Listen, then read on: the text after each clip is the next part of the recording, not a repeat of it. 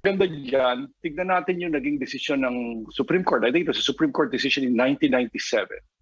At tignan natin kung ano ba yung mga assets that constituted that estate so as to amount to 23 billion pesos. Kasi alam mo naman, Pinky, kahit na 1997 yun, 23 billion pesos, malaking pera na yun. So but would you siguro know, dapat gawin natin. Dean, would you know which properties these are? Right now, I don't.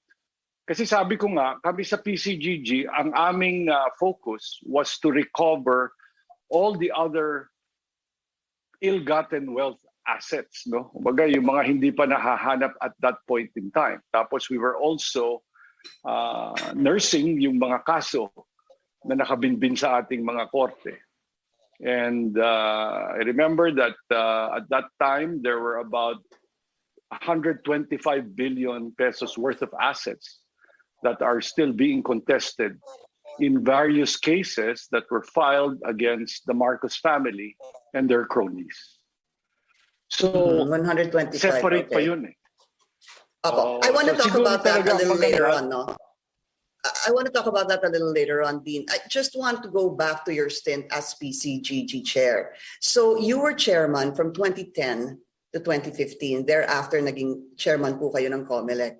With regards to this estate tax liability, what did you know?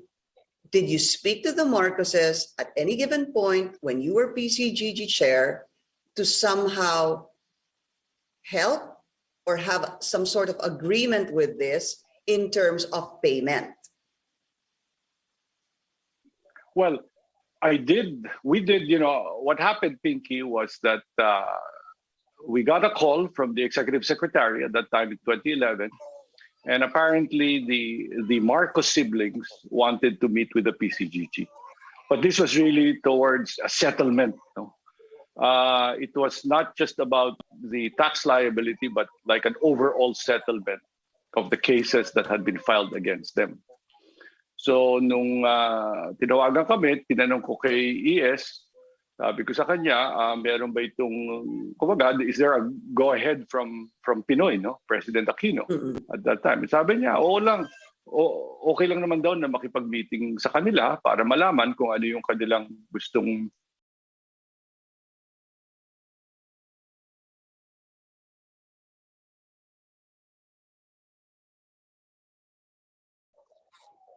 i-propose, no? So nakipag-meeting kami sa tatlong namin yung amount na pwedeng tanggapin ng gobyerno para nga masettle na itong mga kasong ito, no? So it is not specifically in respect of the taxes, but really an overall settlement of the cases, the supposed ill-gotten wealth, etc. So sabi ko, go ahead, sir. Yung sabi ko, siguro we have to start kung ano ba yung sinasabing, ano yung estimate nung ill-gotten wealth, no? And at that time, I remember there were three estimates that were being floated. First was the estimate that was given by the first chairman of PCGG, Senator Jovito Salonga. Sabi niya, in his book, Presidential Plunder, he estimated it to be about $5 to $10 billion. However, the former U.S. ambassador to the Philippines, Stephen Bosworth, gave a testimony to one of the congressional committees in the U.S., saying that he estimated the ill-gotten wealth to be $10 billion. But there was also an estimate provided by Dr. Jesus Estanislao and Dr. Bernie Villegas. And as you know, Dr. Estanislao used to be the finance secretary, and their estimate was closer to $30 billion. Dr. Estanislao and Dr. Villegas are, you can still speak to them, so you can also ask them kung ano yung basis ng estimate.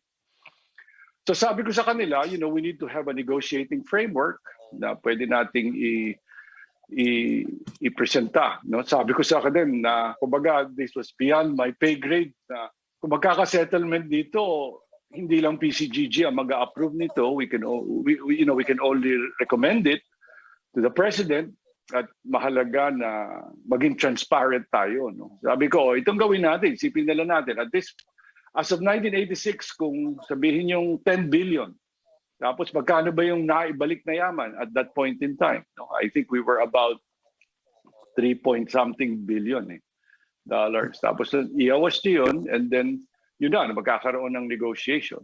So sabi ko, siguro maganda, magbigay sila ng parang offer to the Philippine government, and then we can take it up to the office of the president, and we can proceed from there.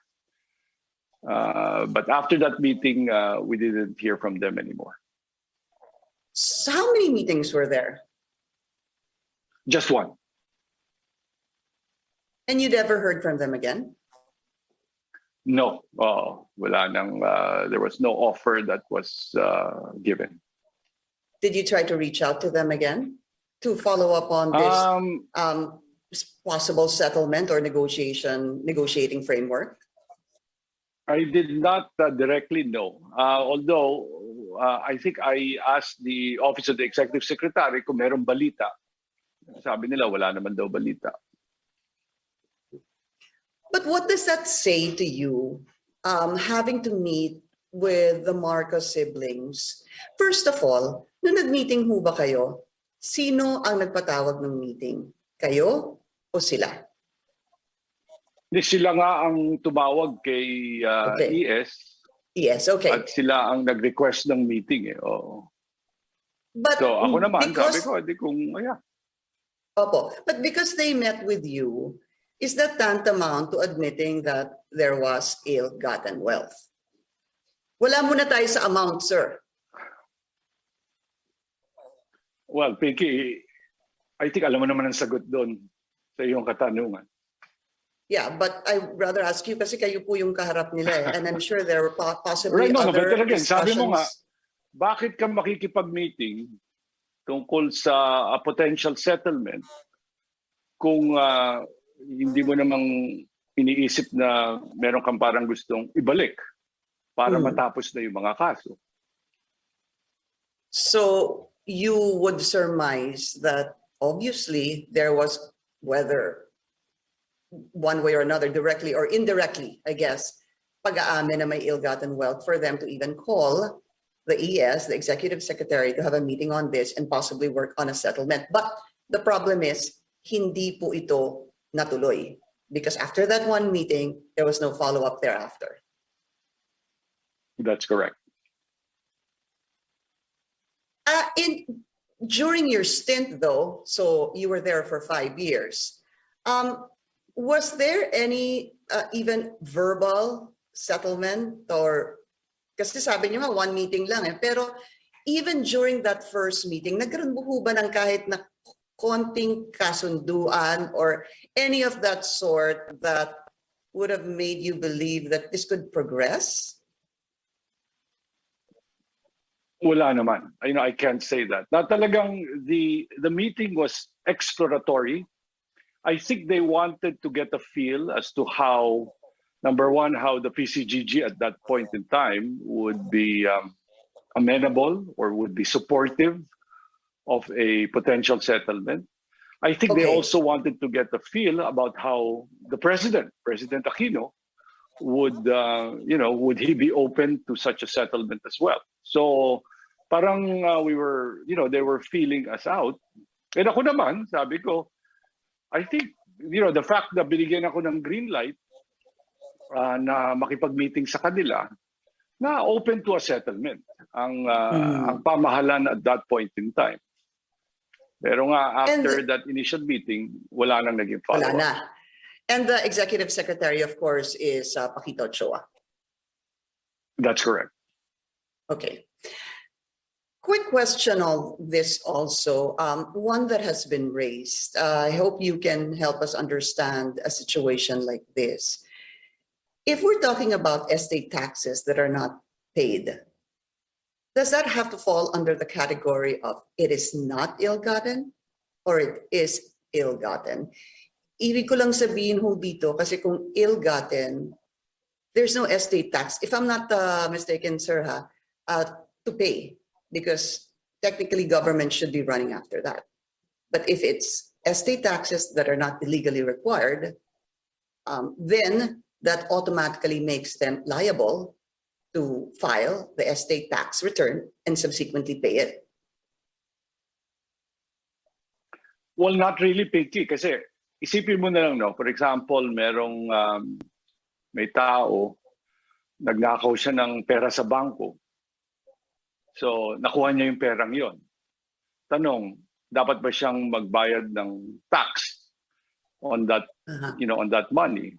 And ang sagot niya ng BIR is yes, because as far as they're concerned, pagka naging pag-aari niya na yung perang yon, kahit na ninakaw man or through unlawful means, as far as they're concerned, kanila na yun. Pero dito nga, ang pwede sanang nangyari or pwede pa rin mangyari, kung sabihin ng, for example yan, pinapatawan sila ng estate tax ng BIR dahil itong asset na ito kasama doon. No? Ang pwede nilang sabihin, hindi naman amin yan eh. So, ibabalik nila yung kung ano mang yung property na yun. No? Be it cash, be it real estate, jewelry, di sabihin nila, alam mo, hindi amin yan. Kung kaya't, hindi kami dapat magbayad ng tax yan. I think that would be the amin yan. Yeah, hindi amin yan. So wala kaming liability hinggil dyan. Kung ganun ang magiging narrative, sir. All right, okay. Yeah. I still have a lot of questions, but we need to take a very... Go ahead, sir. Let's finish this.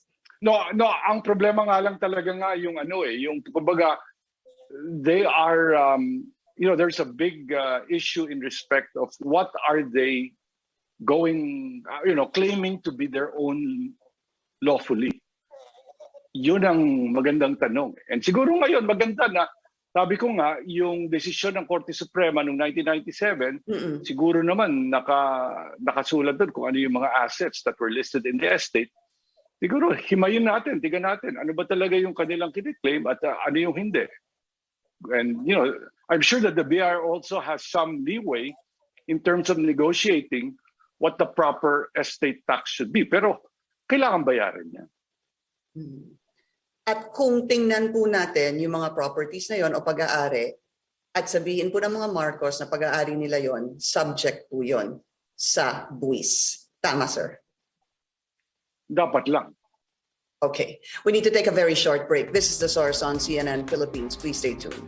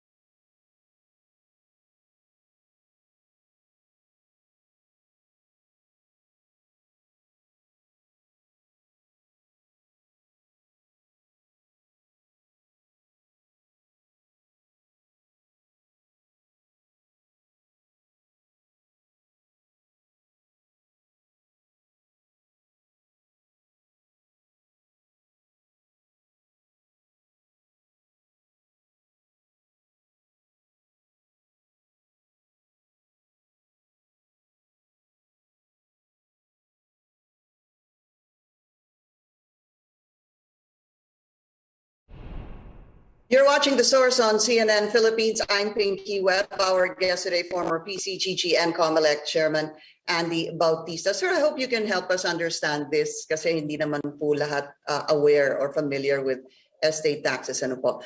Ferdinand Marcos died September of 1989. Pagka ganun po ba, what is the process? Does that automatically mean that the Marcos heirs should file the income tax return? Is it income tax return or the estate tax return? How does that work? Well, medyo complicated nga yung Marcos situation, Pinky, kasi nga he died, as you know, in Hawaii, no. Tsaka yung mga ari-arian nila, ill-gotten or otherwise, was not only in the Philippines but in other parts of the world. So ang nagyayari sa karaniwang tao, pagka namatay ka, di ba yung estate mo, which comprises all of your assets, okay, usually, di ba, ang tanong, meron bang will o wala pang will? Kasi kung may will, dapat yang to go through probate. At kung wala namang will, yun yung tinatawag nilang intestate succession. Although hindi naman yata issue yun dito. Tapos, during the time of, when President Marcos died, ano pa yan yung civil code natin, conjugal partnership of gains between President Marcos and the wife, Mrs. Imelda Marcos, paano yung hatian. So lahat naman yan nakalagay sa ating batas, no?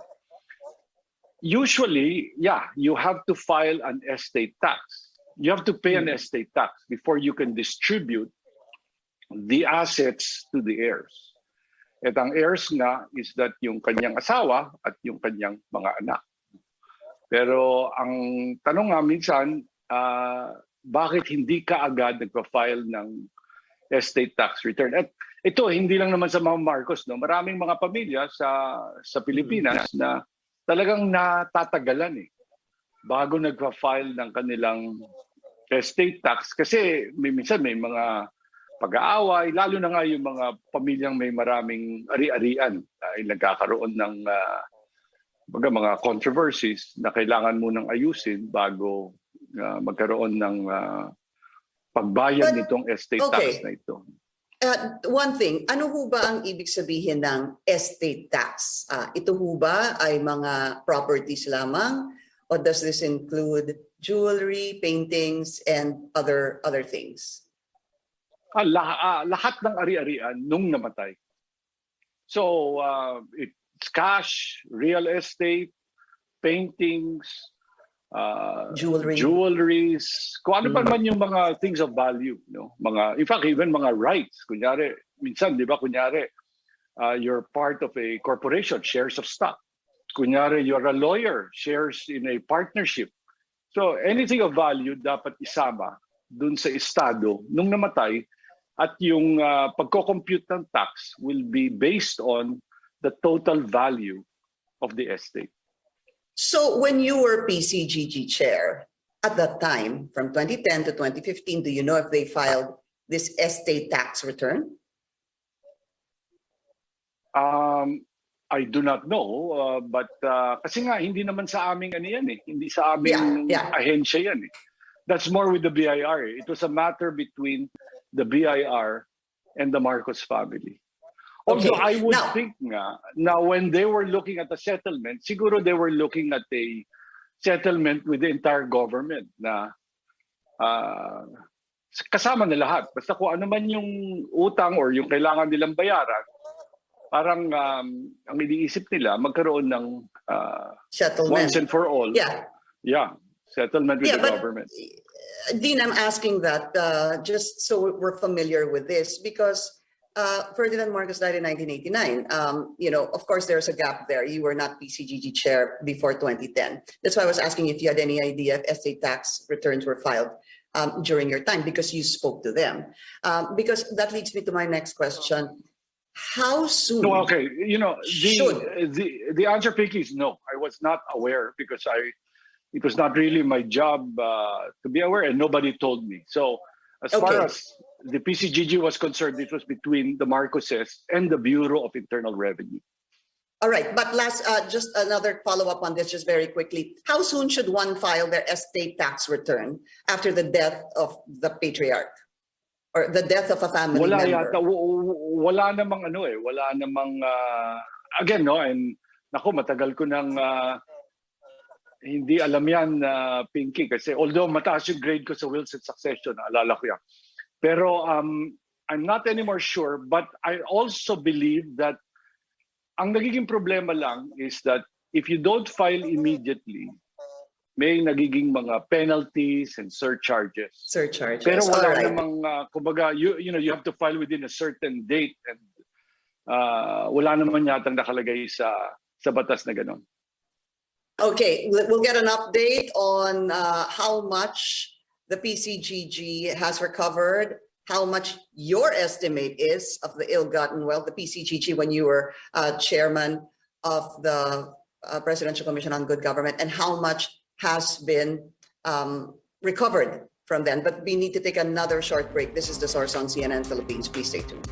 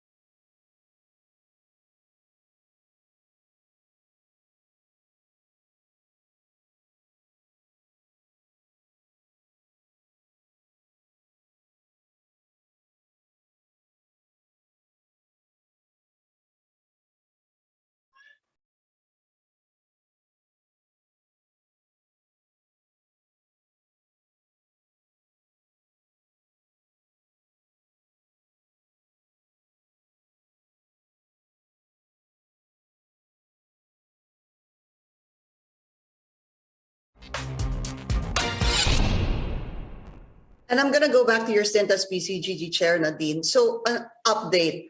During your time, how much ill-gotten wealth, how much was the ill-gotten wealth supposedly of the Marcoses, and how much were recovered during your time?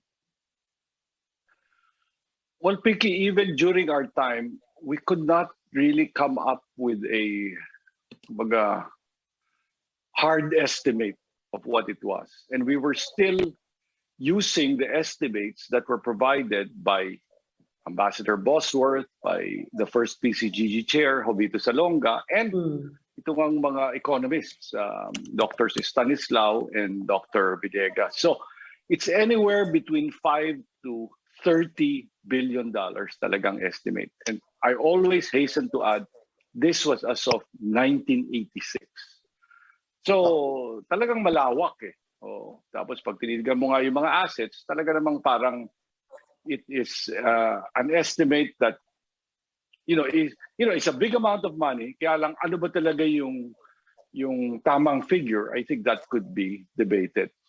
When after the Pinoy administration, ang alam ko is that we were able to get, as of that time, about 170 plus billion pesos ang naibalik. So sabi mo na $4 billion. So ito na lang, no? Itong isipin natin na kung $4 billion yung naibalik as of 2016, at sabihin na natin 10 billion yung estimate, may $6 billion pa na unaccounted for. At $6 billion yan as of 1986. So you can just imagine gaano nakalaki yung perang yan. No? And siguro anecdotally na lang, yung painting na hinabol ng PCGG tsaka New York District Attorney's Office sa New York, ito yung Monet Water Lily painting na inintrega kay Vilma Bautista, who was the social secretary of Mrs. Marcos in New York. No? Itong painting na to, binili nila ng $791,000 in 1977. Nung binenta yan in 2010, it was $32 million. Binili mo from 791 to 32 million. How much Isang it's appreciated. painting lang yan. Ibang klase appreciation eh. Oh. Tapos, tipin mo na lang 160 pa ng mga painting na yan are missing, di ba? Kung napanood nyo yung The Kingmaker, di ba? Merong Picasso, merong Rembrandt, meron daw Michelangelo.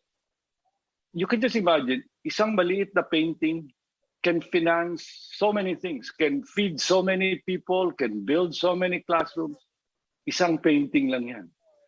So, yun ang scope at saka depth ng pinag-uusapan natin. And even some of those paintings in the Kingmaker were present at one point, and then at some point, parang nawala po ata sa background ni Mrs. Marcos. But I don't have a lot of time, sir. I have 1 minute left. What I wanted to ask you, sir, what happened to you? Bakit ho kayo umalis ng bansa at kailan ho ba kayo babalik kung may plano pa kayong bumalik? Right. Well, again, thank you, Pinky, for this opportunity. No, na I left because of personal and political reasons. Na, kumbaga, tinarget hindi lang ako, kundi din yung aking pamilya at dinadamay pati yung aking mga magulang, yung aking mga kapatid. Pero okay na rin yun. No? So sinabi ko siguro dapat na rin ako umalis, tapos doon kailangan ko ding magpagamot. Pero ang mas malaking issue din sa akin noon ay yung ating demokrasya. Kasi ang sinasabi nga nila is that dinaya daw ko at ng Smartmatic yung eleksyon ng 2016 para sa vice-presidente. At yan naman ay isang malaking kasinungalingan. No? Unang-una, hindi mo naman pwedeng dayain lang yung vice president, pero yung president, okay. No? Pangalawa, nag-file ng kaso laban ang Marcos camp kay VP Leni sa ating Korte Suprema. Ayon sa mga tuntunin, dapat sabihin ng mga Marcos, ano ba yung sinasabi niyo nagkaroon ng dayaan? Ano bang mga probinsya? So pinili nila areas. Camarines Sur, Negros Oriental at Iloilo. So nagkaroon ng manual recount dito sa mga probinsyang ito. No? 2 million votes ang binuksan muli, manually recounted. At anong lumabas? hindi lang nanalo si VP Leni at wala namang naging lokohan, kung hindi pa nga, dahil nga binabaan nila yung sa shading, mas lumaki pa yung naging lead ni VP Leni. Tapos, ang Korte Suprema, 4 na taon na talagang tinignan nila itong kasong ito. At anong sinabi nila at the end? In a 93-page decision, unanimous, 15 members of the Supreme Court, 13 of which were appointed by President Duterte. Walang dayaan na nangyari. All right. Tapos ito lang sa Smartmatic, Pinky, let me just say this. No? Alam mo yung Smartmatic, kumbaga nung nagkaroon tayo ng automated elections, nandiyan na sila. 2010, nung time yata ni Chairman Melo. 2013, nung time ni Chairman Brillantes, Smartmatic din ang ating automated election provider. Nung na-appoint kaming 3 in May 2015 sa COMELEC, nandiyan na rin yung Smartmatic eh. Okay? So tapos sasabihin nila, hindi, yung Smartmatic, Smart Magic daw. At in fact, sinabi yata ni Pangulong Duterte, hindi na natin yung gagamitin muli. But in 2019, sino pa rin ang automated elections provider ng COMELEC? It was still Smartmatic. And ngayon, 2022, sino pa rin ang... So bakit ako linilink sa Smartmatic? Wala naman akong kinalaman sa kanila. Dean, I'm really sorry, but we've run out of time. Again, I want to thank you for this interview. As mentioned a while ago, it's good to see you again, and take care of yourself. As well. Maraming salamat, Pinky. Thank you. Thank you, former PCGG and COMELEC Chairman Andy Bautista, and CNN Philippines has been reaching out to the Marcos camp for their comment on this issue, but they have yet to respond. Thank you for joining us here on The Source. I'm Pinky Webb. You're watching CNN Philippines.